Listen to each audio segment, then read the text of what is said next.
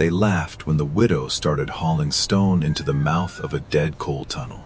By January, those same men were crawling through the snow on their hands and knees, dragging their children into the earth she had trusted more than their cabins, their stoves, or their pride.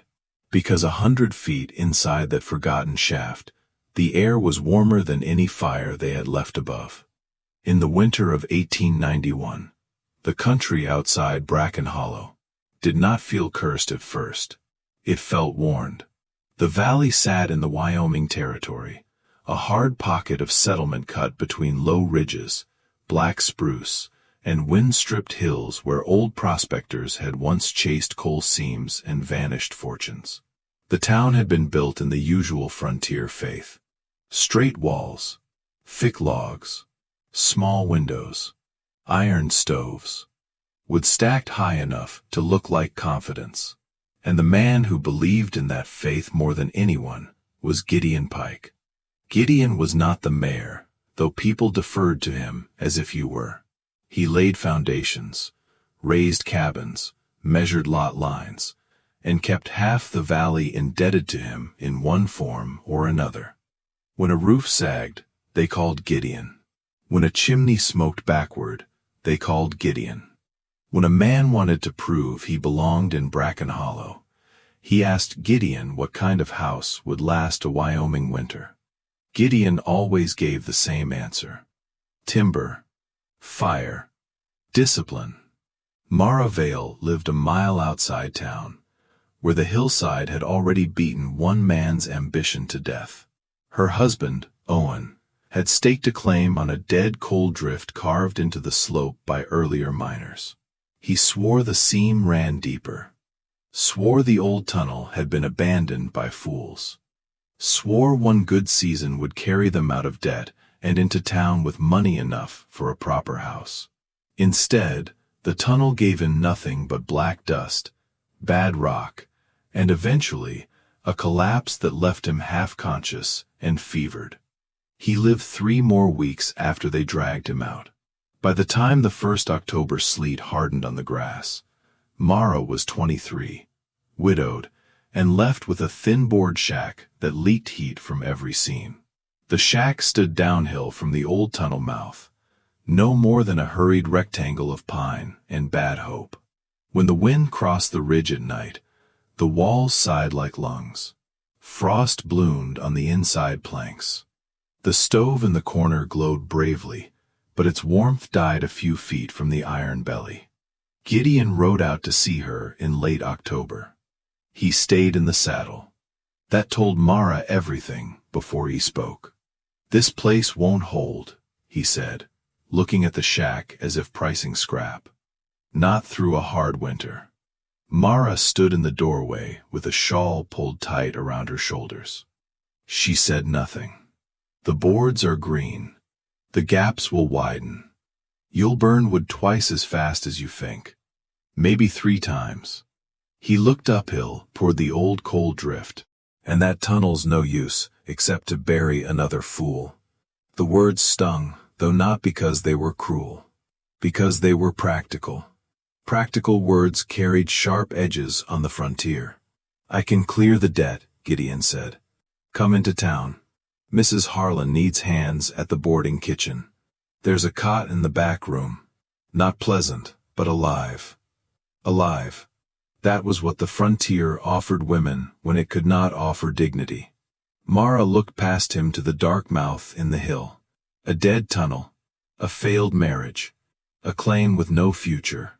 Gideon followed her gaze and misunderstood it entirely. "Don't go looking for rescue in that hole," he said. "Winter won't care what your husband hoped." Then he turned his horse and left her with the wind. That night, the temperature fell hard. The wash basin froze at the edges. Mara fed split wood into the stove until the cabin smelled of hot iron and panic. Still the corners stayed bitter cold. She sat awake past midnight, wrapped in blankets, staring at the orange throat of the fire and thinking not of Gideon, not of town, not even of Owen. She thought of her grandmother Sabine, who had come from mountain country in Austria and spoke of houses that listened to the ground. Sabine had hated drafty wood walls. Said men built them because they liked standing above the world and mistook exposure for strength. Said real winter knowledge lived in stone, clay, root cellars, caves, and the deep patient temperature beneath the frost. Mara rose, pulled her grandmother's old cedar chest from beneath the bed, and opened it expecting linens. Instead, she found journals. Leather-bound, crowded with notes, sketches, and tiny diagrams in German and halting English. Cross-sections of hillsides. Arrows showing air movement. Stone rooms buried on 3 sides. Shafts. Drain tunnels. Earth temperatures. Her pulse began to climb. By candlelight, with the fire shrinking low, Mara pieced together the idea. Below the frost line, the ground held steady. Not warm like summer. Warm compared to death. If a deep shaft connected to sheltered living space, and if colder heavy air was given a lower path to fall away, then the earth itself would create movement. A slow breathing exchange. The shaft would not need to be lit like a furnace. It only needed to be deeper than the cold. She looked up from the page. The tunnel above her shack ran nearly 100 feet before it bent into the hill. Her husband had called it worthless. For the first time since he died, Mara wondered if he had left her the wrong fortune by accident. She began the next morning with a shovel, a pry bar, and a refusal so complete it almost felt holy. The place she chose was not inside the old shack. That would have been patchwork, and patchwork, Mara now understood, was how people froze politely.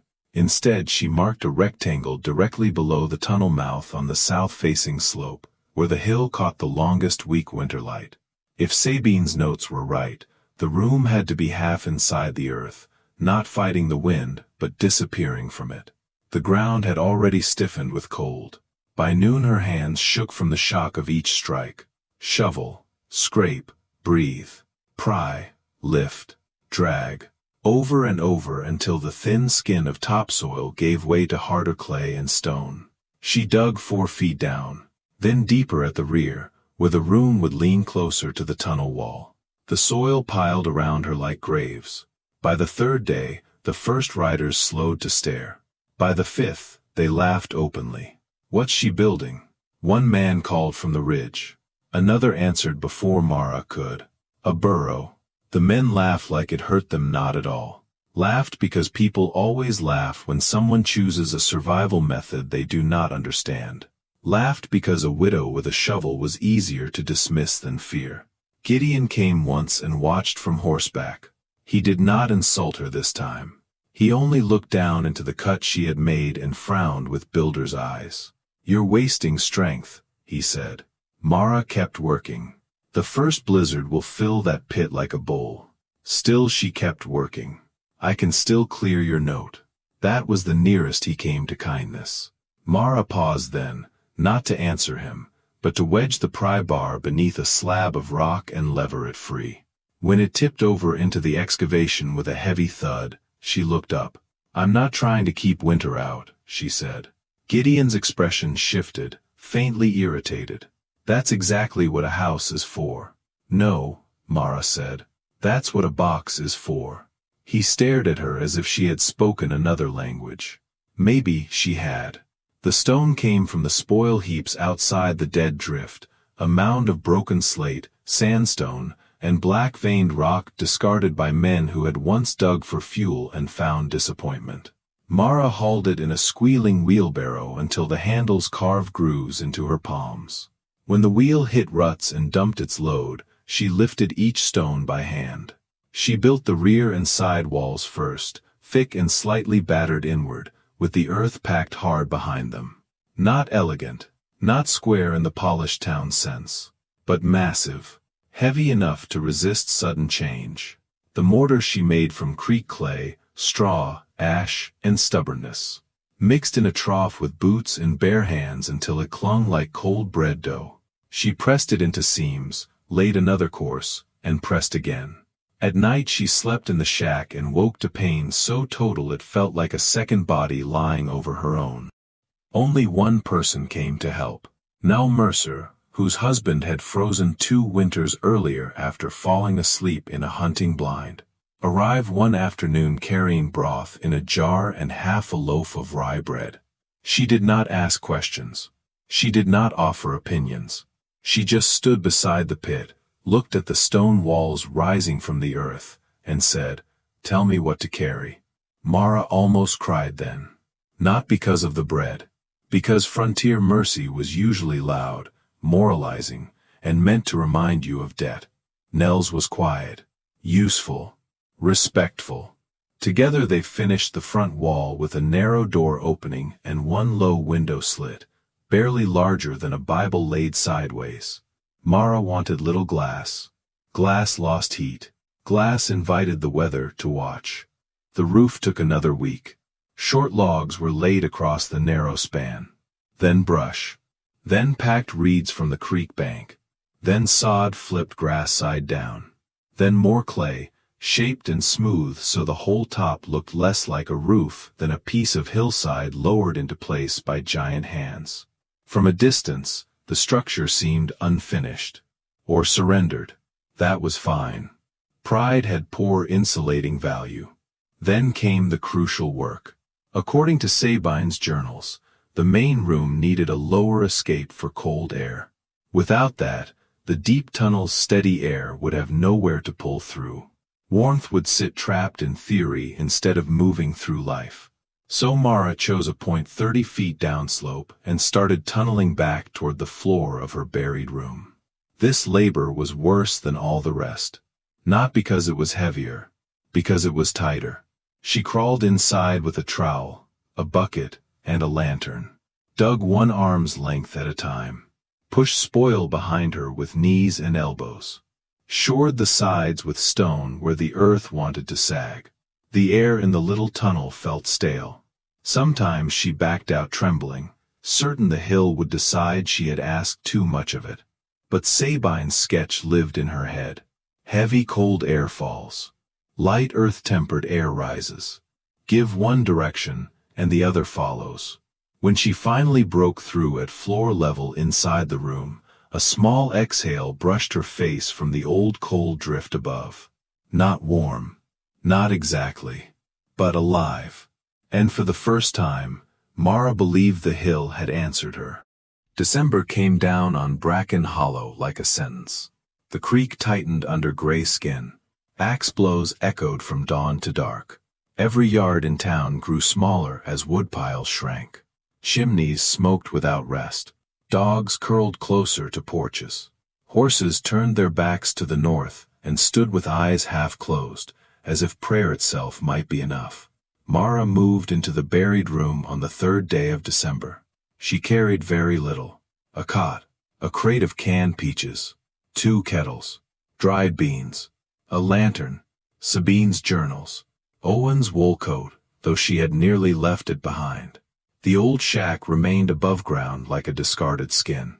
Inside the earthen room, silence felt almost supernatural. No boards creaked in the wind. No corners hissed with incoming draft. No frost gathered on inner walls. The stone held steady around her, dark and plain, and faintly damp where the clay was still curing.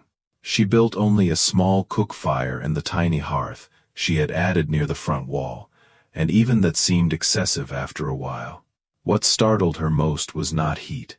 It was the lack of violence.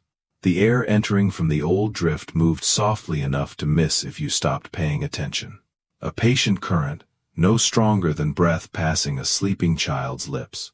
It came through the tunnel door, crossed the room, and sank at floor level toward the lower exhaust passage she had cut downslope.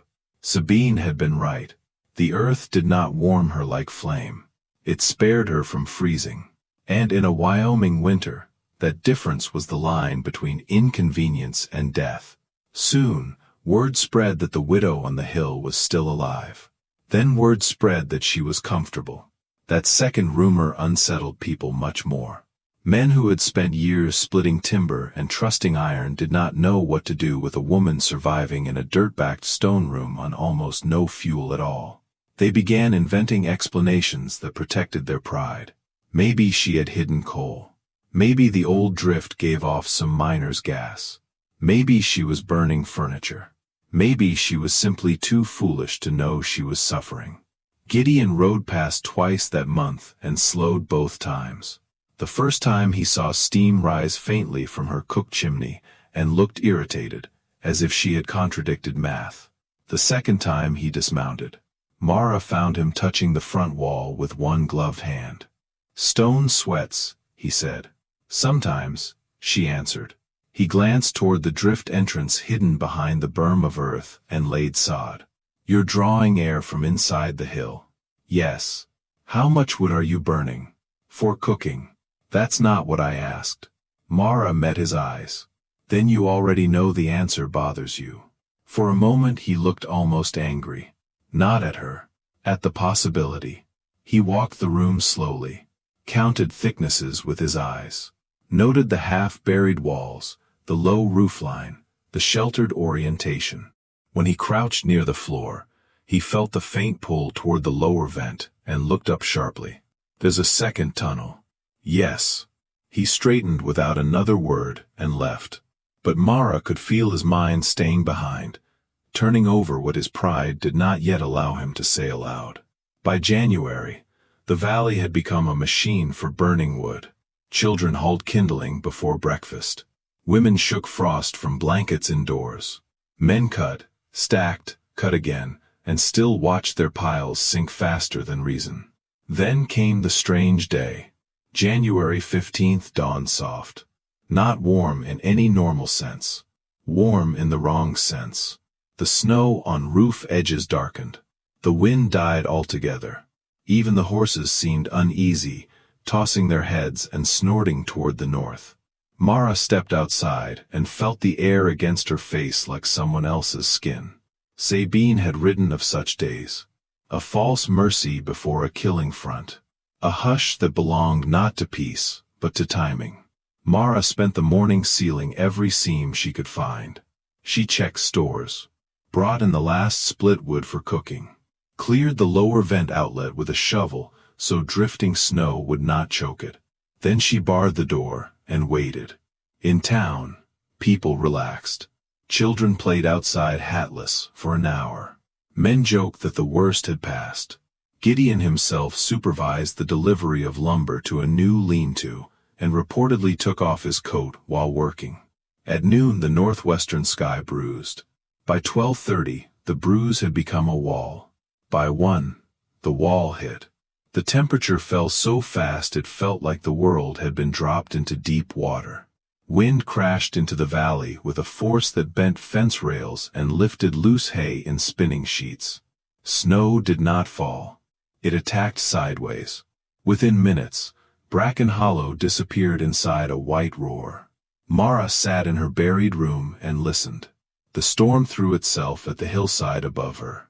Snow packed against the roof sod. Wind searched for corners that no longer existed. But the room did not shake. The candle flame trembled only once. The earth absorbed the fury and answered with silence. Hours passed. She brewed tea, fed the little cook fire, read one paragraph from Sabine's journal 3 times without understanding any of it, because another thought kept rising beneath everything else. Not whether the room would hold, whether the town would. And before evening came, the man who had called the tunnel a grave began walking toward her through the white. He should not have survived the trip. Later, Gideon would not remember the route in any clean sequence. Only fragments. The door of his own house crusted with ice from the inside. His youngest daughter, June, wrapped in blankets beside the stove, lips turning pale while the iron roared and still failed to warm the floor. His wife feeding split logs into the fire as if terror itself could be used for fuel.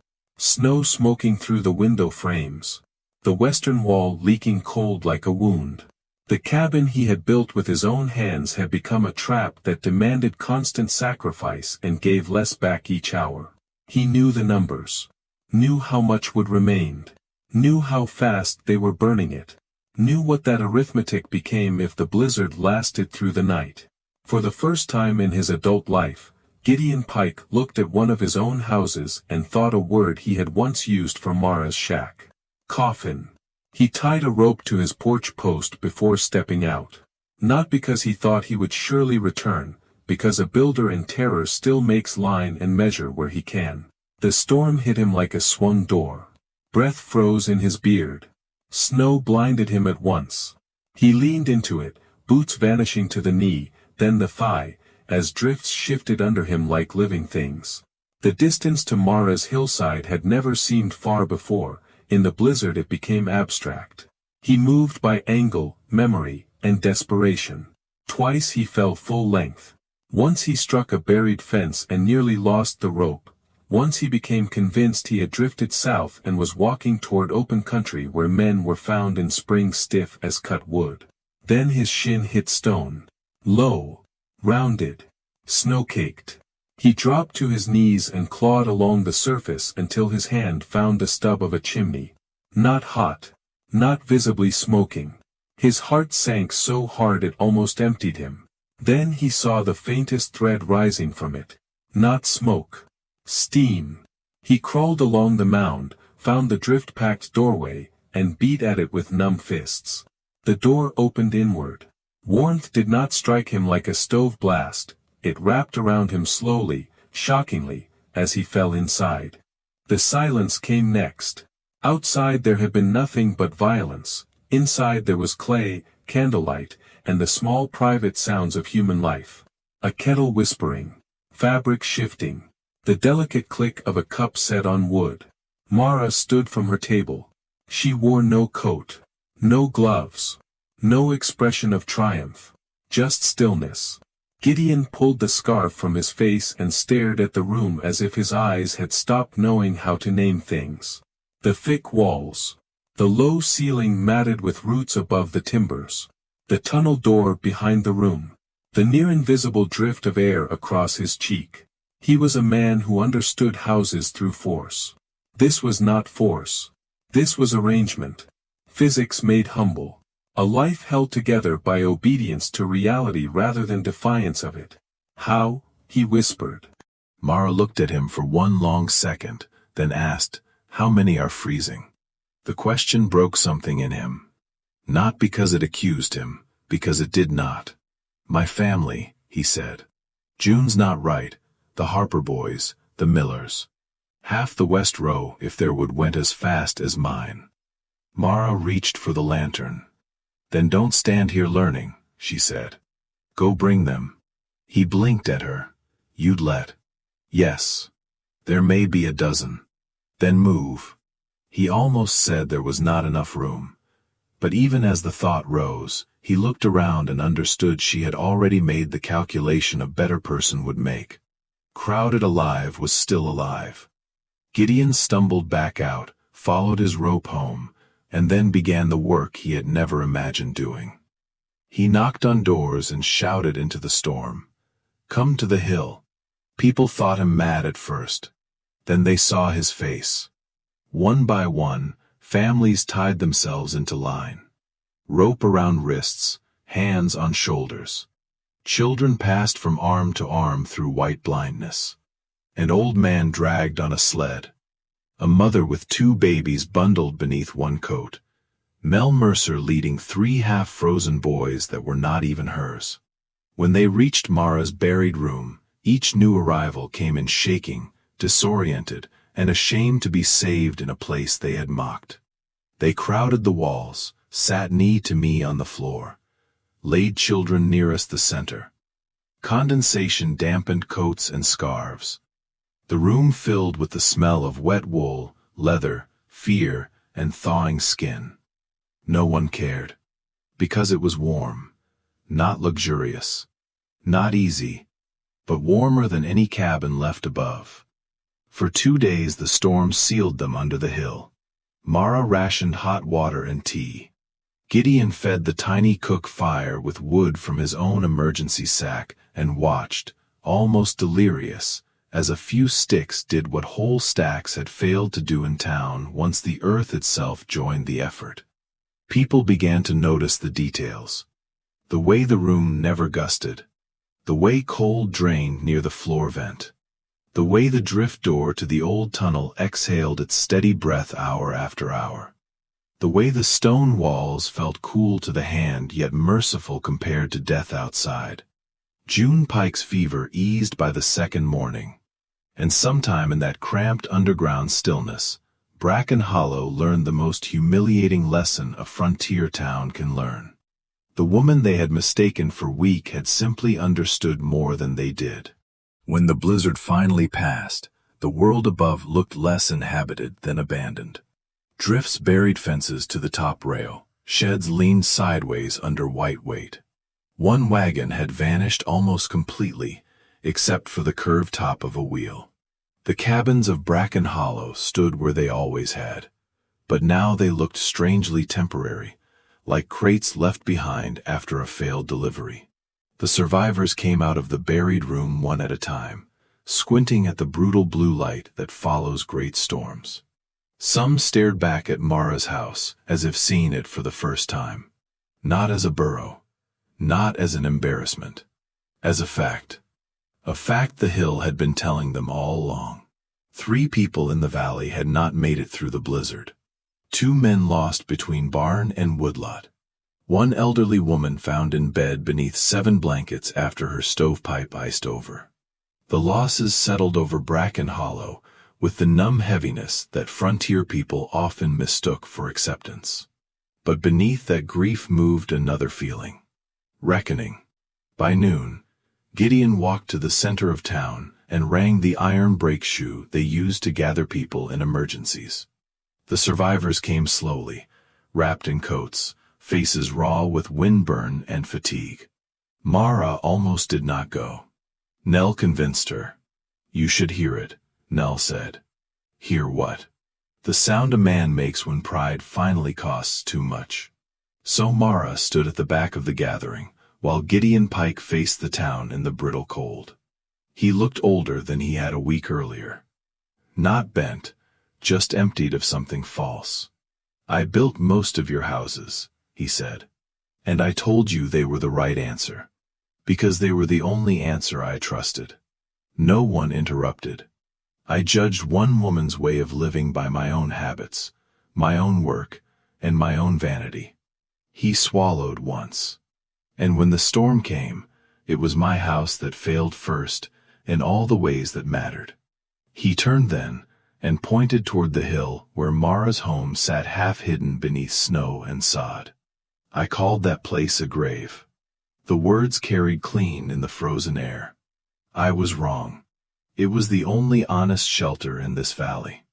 Not because it was stronger than the storm. Because it never challenged the storm to begin with. It used the hill, the stone, the deep air under our feet. While we fed our fear into stoves, she built something that could breathe." People shifted uneasily. Not from disagreement, from recognition. Then Gideon did something no one expected. He took the folded mortgage note from his coat, the one attached to Mara's claim through Owen's failed digging, and tore it clean in half. Then in half again. Then again. He walked the pieces through the snow to where Mara stood. "This land is yours," he said quietly. "Free." Mara looked at the paper scraps in his glove. At his face. At the town watching. He was not asking absolution. That mattered. Only then did she nod. Spring did not bring rebuilding to Bracken Hollow, but excavation. At first only Gideon came to learn. He arrived with notebook, measuring string, and a humility so fresh it seemed to pain him physically. Mara showed him Sabine's journals, explained thermal mass the way her grandmother had. Stone is slow, and slowness is a kind of shelter. Showed him why the room must sit below the frost line, why the rear walls needed earth against them, why the lower escape vent made the whole place breathe. Soon, others joined. The Millers cut into a south-facing bank beyond the creek. Mel built a smaller earth-backed room beside her kitchen and slept there before autumn. By midsummer, Bracken Hollow rang not with endless sawing but with shovels, sledges, and the scrape of stone dragged into place. Gideon redesigned everything he thought he knew. He still used timber, but now only where timber belonged, short spans, protected beams. Frames serving mass instead of pretending to replace it. He became, to his own quiet embarrassment, Mara's apprentice in public view. Children stopped calling her the tunnel widow. They began calling her stone mother, then laughed at themselves and shortened it to Mara Vale, as though that had not always been enough. Years later, travelers would detour miles to see the hillside dwellings of Bracken Hollow, low-roofed and earth-shouldered, warm in winter, cool in summer, nearly invisible from a distance except for their chimneys and doors cut like dark thoughts into the land. They would ask who taught the town to build that way. Some said an Austrian grandmother, long dead, speaking through old journals. Some said a failed miner who had unknowingly chosen the right hill for the wrong reason. Most said the answer was simpler. A widow listened when the earth was trying to explain itself. And once people had survived inside that lesson, they could never again mistake noise for wisdom, or pride for shelter. Because the warmest home in the valley was the one that stopped trying to stand above the world, and learned how to rest inside it.